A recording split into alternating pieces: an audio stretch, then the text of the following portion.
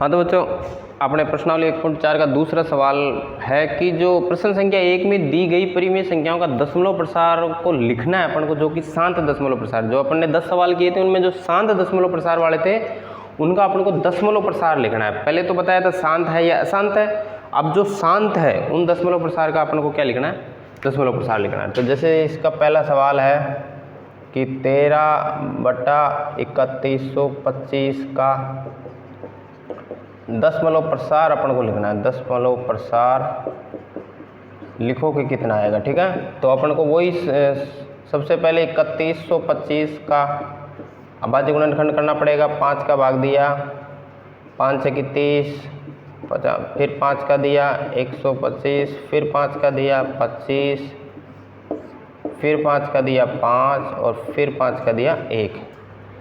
तो इसको क्या लिख दिया मैंने, 13/5 की घात 5। 1 2 3 4 5, ठीक है। तो 5 की घात 5 आ गया। अब देखो, हमने प्रसार को ज्ञात करने के लिए तो केवल हमने बस 2 की घात 0 लगाया और उसको हर को देखा कि वो 2 की घात m और 5 की घात n के रूप में है या नहीं है। अब अपन को इसका दशमलव प्रसार करना है। तो ये जो हमारे पास आया है 13/5 की घात 5। अब इसमें देखो अपन को नीचे इसके चूंकि अंश व हर में 2 की घात 5 से गुणा करने पर, क्या करने पर, गुणा करने पर, तो यहाँ आ जाएगा 13 गुणा 2 की घात 5 और 5 की घात 5 गुणा 2 की घात 5, ठीक है। इस तरह अपन को हर में देखना है कि 5 की घात 5 है, तो इसको अपन को 2 की घात 5 मतलब हमें 2 की घात m और 5 की घात n के रूप में लाना है ना। तो इसके लिए अपन को 2 की घात 5 से ऊपर नीचे गुणा करना पड़ेगा। तो ऊपर नीचे गुणा किया तो अब देखो ये क्या आ गया, ऊपर तो आ गया 13 और 2 की घात 5 क्या आ गया, 2 की घात 5 आ गया हमारे पास। देखो गुणा करके देख लो इधर, 2 दूनी 4, 4 दूनी 8, 8 दूनी 16, 16 दूनी 32 बटा ये आ गया 10 की घात 5। क्या आ गया, 10 की घात 5। तो अब देखो 32 गुणा 13 कर लेते हैं तो क्या आ जाएगा, 13 13 13 दूनी 26 हासिल 2, 13 13 13 26 13 39, ये आ गया 416। तो ये आ गया 416 बटा 10 की घात 5 का मतलब 1 के कितने जीरो लग जाएंगे, 5, ठीक है।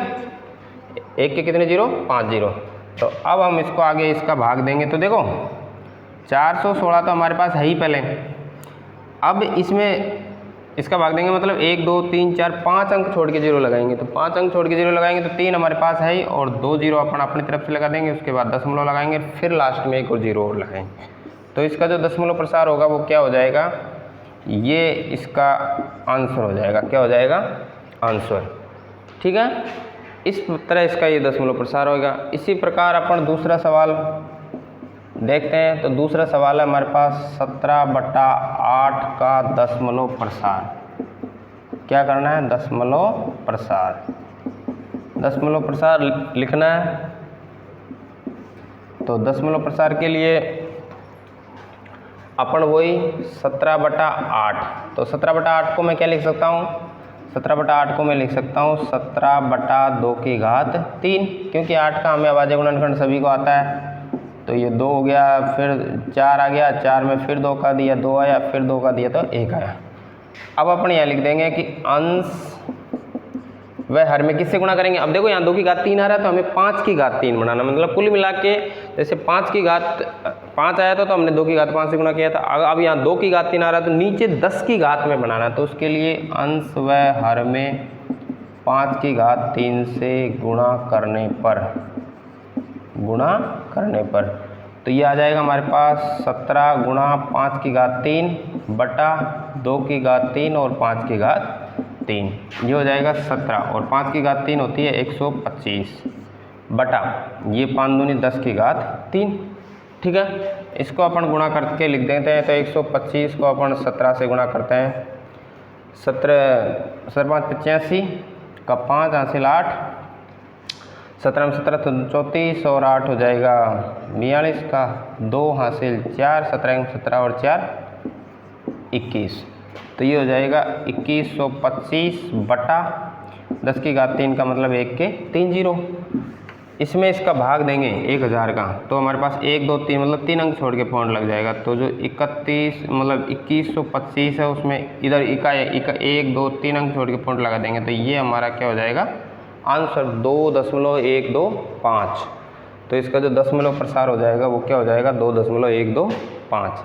इस तरह अपन इन सवालों को हल करेंगे कि अपन को केवल हर का अभाज्य गुणनखंड करके करना है। फिर अभाज्य गुणनखंड में जो भी घात आती उसका अपन को 10 की घात बनाने के लिए जैसे 2 की घात 3 आई तो 5 की घात 3 से अंश और हर में दोनों में गुणा करना है। ठीक है, केवल हर या अंश में नहीं करेंगे।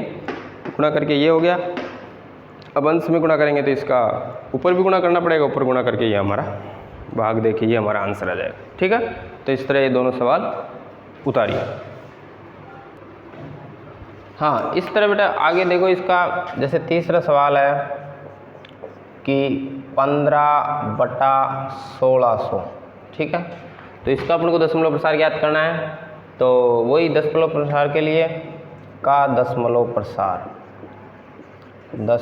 प्रसार लिखो।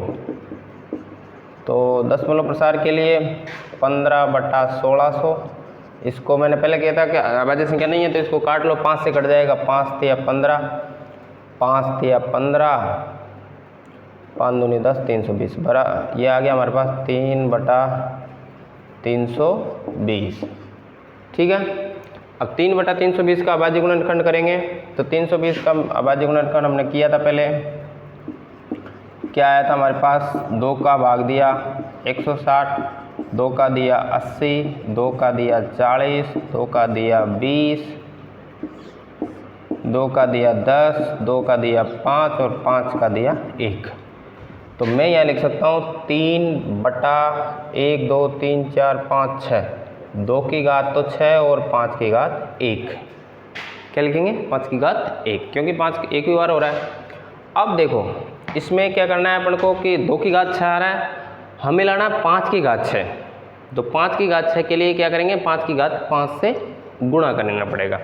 तो यहाँ लिख देंगे अंश व हर को 5 की घात 5 से गुणा करने पर, तो कर दो गुणा, कोई दिक्कत नहीं है। तो 3/5 की घात 5 बटा 2 की घात 6, 5 की घात 1 पहले ही है हमारे पास, और 5 की घात 5 से और गुणा कर दिया। तो ये 5 की घात 5 क्या होता है 3125 होता है शायद, हमने अभी देखा था, और गुणा 3, और ये आ जाएगा 2 की घात 6 और 5 की घात 6। ठीक है, क्योंकि 5 की घात 5 यही आता है, अभी हमने देखा है। ठीक है, तो अपन अब इसको 3 से गुणा करके लिख देंगे। तो 5 तिया 15 का 5, हासिल 1, 3 दूनी 6 और 1 7, 3 एकम 3 और 3 तिया 9, और इधर आ जाएगा 5 दूनी 10 की घात 6। ठीक है, तो 10 की घात 6 का मतलब 9375 बटा 10 की घात 6 का मतलब 1 2 3 4 5 और 6 अंक, 6 जीरो लग जाएंगे। अब इसका इसमें भाग देंगे, इसका मतलब क्या 6 अंक छोड़ के पॉइंट लगाएंगे, 4 हमारे पास पहले ही है, 7 3 और 9, 4 ये हो गए, 2 जीरो और लगा दिया, फिर दशमलव लगा दिया, फिर जीरो लगा दिया, ये हमारा क्या हो जाएगा आंसर इसका दशमलव प्रसार। ठीक है, तो इस तरह अपन इसको हल करेंगे। इसी तरह अपने जैसे चौथा सवाल है कि 23/2 की घात 3 और 5 की घात 2 का दशमलव प्रसार अपन को करना है। दशमलव प्रसार लिखो। तो दशमलव प्रसार लिखने के लिए वही अपन को 23 और दशमलव प्रसार पहले ही है दिया हुआ है हमारे पास 2 की घात 3 और 5 की घात 2। अब देखो इन घातों को सेम करनी है अपन को, क्या करनी है सेम। तो सेम करने के लिए क्या करेंगे अपन, अगर मैं इसको 5 की घात 3 कर दूं तो सेम हो जाएगी। तो यहाँ लिख दूंगा मैं कि अंश व हर में 5 की घात 1 से गुणा करने पर, क्या करने पर गुणा करने पर, तो ऊपर तो हो जाएगा 23 गुणा 5 की घात 1 और नीचे हो जाएगा 2 की घात 3 और 5 की घात 2 पहले ही है और 5 की घात 1 से और गुणा हो जाएगा, तो ये हो जाएगा 23 गुणा 5, 5 तो 15 का 5 हासिल 1, 5 दूनी 10 और 1 11, 115 और उसके नीचे हो जाएगा 2 की घात 3 और 5 की घात 3, तो ये हमारे पास आ जाएगा नीचे 115 और 5 दूनी 10 की घात 3, तो 10 की घात 3 का मतलब 115 बटा 1000 और 1000 में भाग देंगे तो 0.3 अंक पहले ही है, तो 0.115 ये हमारा क्या हो जाएगा आंसर। तो इस तरह अपन इन सवालों को हल करेंगे। बहुत ही आसान सवाल है, सरल तरीका है बिल्कुल। केवल हर का अपन को अभाज्य गुणनखंड करना है, अभाज्य गुणनखंड करके अपन देखेंगे कि इनकी घातें सेम करनी है, 2 की और 5 की। पहले जैसे शांत प्रसार वाले तो लिए ही हमने, केवल उनकी घातें अलग अलग है तो उनको सेम करेंगे। जैसे यहाँ 3 और 2 थी तो अपन ने 3 कर ली, 3 के लिए जिसकी ज़रूरत पड़ी उसको अंश और हर में गुणा किया। जैसे यहाँ 2 की घात 6, 5 की घात 1 थी तो 5 की घात 5 से गुणा करने से ये घातें बराबर हो गई। घातें बराबर होने के बाद बहुत ही आसान सवाल है, तो इस तरह अपन करेंगे। ठीक है, उतारिए उसको। उसके बाद अगला सवाल देखिए बेटा, इसमें 5 नंबर सवाल है बच्चों कि 6/15 का दशमलव प्रसार अपन को लिखना है, का दशमलव प्रसार। ठीक है, लिखो। तो वही 6/15 को अगर अपन कट रहा है तो इसको पहले काट लो, तो 3 से 3 दूनी 6 और 3 पंजे 15, 2/5 कट रहा है। ठीक है, अब 2/5, अब 2/5, 5 की घात 1 लिख सकता हूँ इसको। अब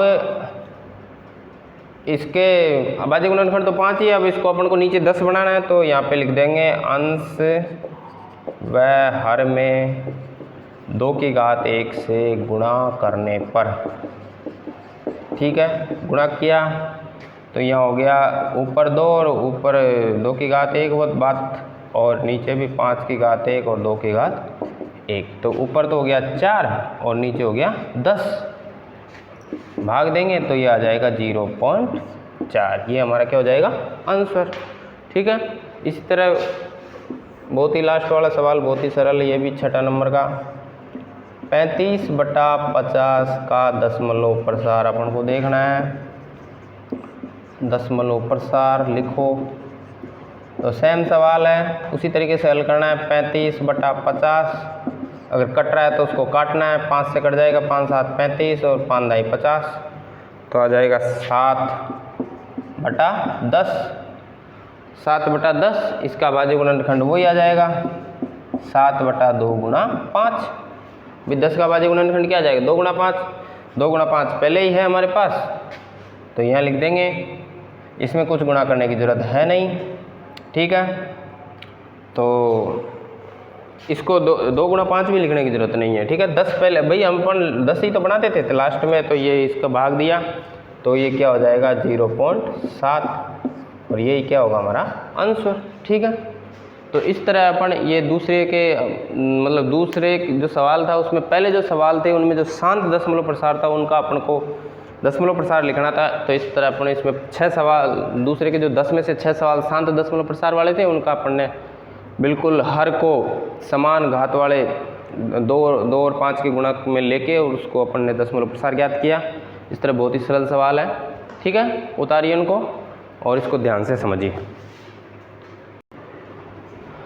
हाँ तो बच्चों, अपने जो 1.4 में जो तीसरा सवाल है वो उससे करने से पहले अपन कुछ परिमेय और अपरिमेय संख्याओं के बारे में, दशमलव के प्रसार के परिप्रेक्ष्य में परिमेय अपरिमेय संख्या के बारे में अपन देखते हैं कि दशमलव प्रसार को देखकर अपन कैसे पता करें कि कौन कौन सी परिमेय संख्या और कौन कौन सी अपरिमेय संख्या। तो उसके कुछ अपन इन नियमों से अपन पता कर सकते हैं। जैसे परिमेय संख्या क्या होगी कि ऐसी संख्या जो दशमलव प्रसार, दशमलव के बाद पूरा भाग चला जाए। जैसे कि 2.75, कई संख्या ऐसी होती है ना जैसे भाग देते हैं तो वो दशमलव के बाद 2, 3 या 4 अंक आने के बाद पूरा भाग चला जाता है, तो ऐसी जो संख्याएं होगी वो क्या होगी परिमेय संख्या। उसके बाद दूसरी परिमेय संख्या कौन सी होगी, ऐसी संख्या जिसमें दशमलव के बाद बार आता है। जैसे मैंने मान लो अपन 11 में जैसे 4 का भाग देते हैं तो ये 4 दूनी 8 और ये 3 बच गया, फिर दशमलव लगा दिया 30 हो गया, 7 चौक 28, फिर 2 बच गया, दशमलव की वजह से 0 हो गया, फिर 5 चौको 20, ठीक है। अब देखो ये दशमलव के बाद 2.75 पूरा हो गया, तो ये भी एक परिमेय संख्या है। क्या है? 11/4 क्या है? परिमेय संख्या। और इसका एक और रूप होगा, जैसे मान लो 10 में मैंने 3 का भाग दिया, इस नियम की बात कर रहा हूँ। 10 में 3 का भाग दिया तो क्या 3 तिया 9, फिर 1 बचा, दशमलव लगाया 0 आया, फिर 3 तिया 9, फिर 1 बचा, दशमलव लगा दिया 0, फिर 3 तिया 9, मतलब 3 3 3 3 ये चलता रहेगा। तो इसको 3 की घात 3 बार भी लिख सकते हैं मैं। 3 की घात मतलब 3.3 बार, ठीक है। या फिर जैसे कभी कभी वही संख्या रिपीट होती है, कभी जैसे ये जो मैंने लिखा ना 2.174 बार, इसका मतलब है कि 2.147, फिर 147, फिर 147, 147, ऐसे ये रिपीट होती जाती है। तो इस तरह की संख्या ऐसे लिख दो चाहे ऐसे लिख दो, ये भी एक परिमेय संख्या है। क्या है? परिमेय संख्या। तो दशमलव प्रसार को देखकर अपन परिमेय संख्या इन दोनों नियमों से पता कर सकते हैं कि या तो दशमलव के बाद पूरा पूरा भाग चला जाए, या आगे मतलब शेषफल शून्य आ जाए, या फिर वो बार आ जाए, या बार बार रिपीट हो। तो ऐसी संख्याओं को परिमेय संख्या कहेंगे। और अपरिमेय संख्या कैसे कहेंगे? लेकिन ऐसी संख्या जो या तो जैसे √2, √3, √5, इनके जो अपन दशमलव में खोलेंगे तो कुछ इस तरह की संख्याएं आएगी। मतलब दशमलव के बाद वाला जो प्रसार है वो अलग अलग संख्याएं आएगी, ना कोई रिपीटेशन है ना भाग पूर्ण आ जाएगा, वो पूरा पूरा चलता ही जाएगा। तो या तो इस रूप वाली संख्या, या दशमलव के बाद अनंत तक जा रही, जैसे ऐसे 0.100, 100, 1000, 1000, ऐसे लगातार चलती रही, या फिर इस तरह की, या फिर दशमलव के बाद अलग अलग संख्याएं आती रहती है, ठीक है। तो जैसे मान लो 22, जैसे पाई का मान जो होता है 22/7, इसमें अगर भाग देंगे तो 7 या 21, फिर यहाँ से 1 बच गया, फिर 7 एकम 7, 3 बच गया, 7 चौक 28, 2 बच गया, 7 दूनी 14, फिर 8 बच गया, 7 8 56, ऐसे ये चलता ही जाएगा। 3.142 ऐसे। तो पाई भी क्या होती है? एक अपरिमेय संख्या। और 22/7 को अपन परिमेय कह सकते हैं, लेकिन ये पाई जो होता है वो 22/7 के बराबर नहीं होता, लगभग 22/7 होता है इसका मान, ठीक है। इसलिए पाई भी एक क्या है? अपरिमेय संख्या है। क्या है? पाई एक अपरिमेय संख्या है, ठीक है। तो ये परिमेय और अपरिमेय संख्या का अपन को पता लगा कि कैसे अपन दशमलव प्रसार को देखकर अपन परिमेय और अपरिमेय संख्या का पता कर सकते हैं। तो ये 2-3 नियमों से अपन पता कर सकते हैं। अब आगे देखिए। हाँ तो बच्चों, इस प्रश्नावली 1.4 का तीसरा सवाल देखिए। तीसरे सवाल में है कि कुछ वास्तविक संख्याओं के दशमलव प्रसार नीचे दर्शाए गए हैं। प्रत्येक स्थिति के लिए निर्धारित कीजिए कि यह संख्या परिमेय संख्या है या नहीं है। हमें बताना है कि वह परिमेय संख्या है या नहीं है। यदि ये परिमेय संख्या है और P/Q के रूप की है तो Q के अभाज्य गुणनखंडों के बारे में आप क्या कह सकते हैं, ये अपन को बताना है। तो जैसे इसका पहला सवाल है, इसमें 3 सवाल हैं। तो पहला सवाल है 43.123456789 ये संख्या। अब इसको पहले तो अपन को दशमलव प्रसार देख के ये पता करना है कि ये जो है परिमेय संख्या है या नहीं है। तो अभी अपन ने पहले नियम पढ़े थे कि अगर दशमलव के बाद जैसे पूरा पूरा भाग चला जाए, चाहे कितने भी अंकों के बाद जाए, उसमें अगर डॉट डॉट नहीं लग रहा है, इसका मतलब वो पूरा पूरा भाग जा रहा है। और अगर वो पूरा पूरा भाग जा रहा है तो वो क्या होती है? परिमेय संख्या। तो यहाँ लिख देंगे कि चूँकि यह एक परिमेय संख्या है क्योंकि दशमलव के बाद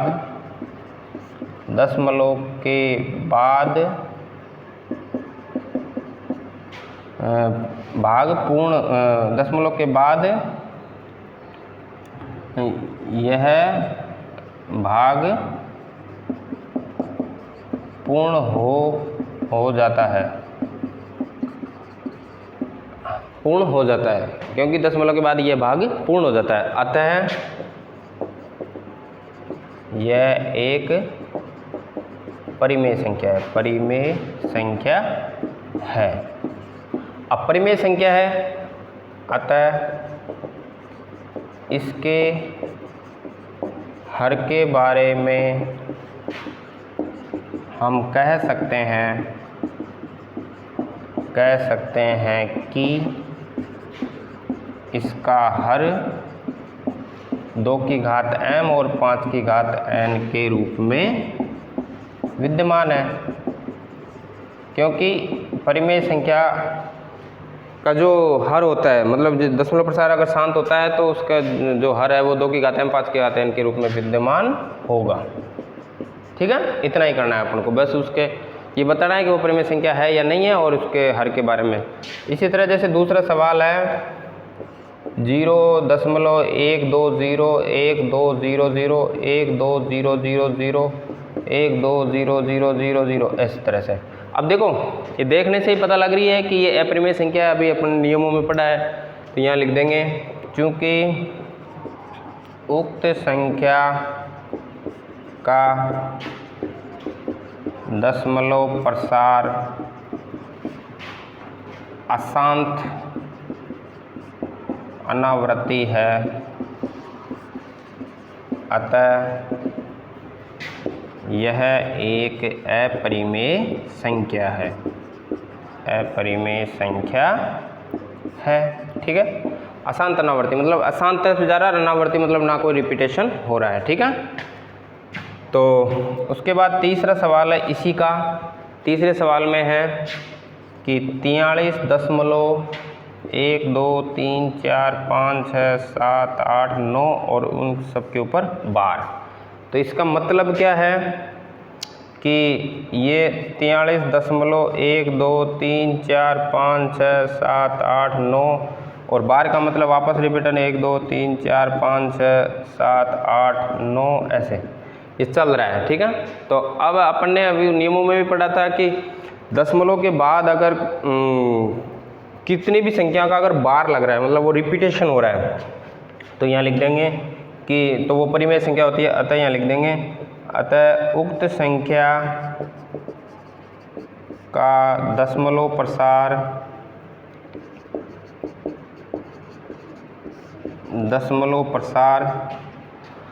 अशांत आवृत्ति है, अशांत आवृत्ति है। आवृत्ति मतलब रिपीटेशन हो रहा है। अतः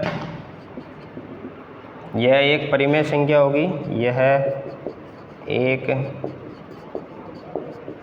परिमेय संख्या होगी जिसका हर 2 की घात m और 5 की घात n के रूप में विद्यमान होगा, के रूप में विद्यमान होगा। ये अपन इसके हर के बारे में कह सकते हैं। ठीक है, ये हमारा आंसर होगा। इस तरह अपन इन सवालों को करेंगे। तो बच्चों अपन ने 1.4 के ये तीनों सवाल कंप्लीट हो गए। इस प्रकार अपने प्रश्नावली एक जो वास्तविक संख्या है उसके 1.1, 1.2, 1.3 और 1.4 के एक सवालों को अपन बहुत ही सरल तरीके से और बहुत ही अच्छे तरीके से समझाने की कोशिश की है। उम्मीद है आपको बहुत अच्छे तरीके से समझ में आएगा। और जैसे ये प्रश्नावली क्या है कि अधिकतर बच्चों के मतलब ऊपर से निकल जाती है कि सर ये क्या है, संख्या है, वास्तविक संख्या है, क्या परिमेय है, अपरिमेय, हमारे तो समझ में नहीं आता। तो देखो बच्चों इसमें क्या है कि थोड़ा सा ध्यान से अपन को समझने की ज़रूरत है। पहले संख्याओं के प्रकार, इसको पढ़ने से पहले जो पहला वीडियो हमने डाला है कि संख्याओं के प्रकार और उनकी कौन कौन सी संख्याएँ होती है, ठीक है, उसको ध्यान से देखना, समझना है। ज़्यादा बड़ा कुछ नहीं है, थोड़ा सा आधा घंटा का वीडियो, उसको ध्यान से देखना है, एक दो बार देखना है। संख्याओं के बारे में सारी चीज़ें समझ में आ जाएगी। और उसके बाद में हर एक प्रश्नावली का हर एक सवाल एक सवाल बड़ी सरल तरीके से इसको समझाया गया है। तो इन सवालों को अपन करेंगे। क्लास में अपन जैसे ऑफलाइन क्लास में अपन पढ़ाते हैं तो क्या है, जैसे एक बार समझाते हैं, अगर बच्चे के समझ में आ गया, उसका ध्यान बोर्ड पे है और वो समझ में आ गया तो अच्छी बात है, नहीं तो फिर उसके दोबारा वो समझाने का मौका नहीं मिलता और समझ में नहीं आता। वीडियो से हमारा ये फ़ायदा है कि चीज़ समझ में नहीं आती तो अपन शांति से बैठ के उसको समझ सकते हैं, बार बार देख सकते हैं, वीडियो को रोक कर उसको रिमाइंड कर सकते हैं, तो अपने वो अच्छी तरीके से समझ में आ जाता है। ठीक है, इस तरह अपने ये पहली प्रश्नावली वास्तविक संख्या पूरी होती है। उम्मीद है आप इसको बहुत अच्छे से निकालेंगे, बहुत अच्छे से सवालों को मिलाएंगे और बहुत अच्छे से तुम्हें समझ में आ जाएगा। और कोई भी समस्या हो तो हमें कमेंट बॉक्स में भी पूछ सकते हैं, हम आपका बिल्कुल 100% जवाब देने की पूरी कोशिश करेंगे और अपने इन सवालों को बहुत अच्छे से ढंग से हल करेंगे। थैंक यू सो मच, बहुत बहुत धन्यवाद।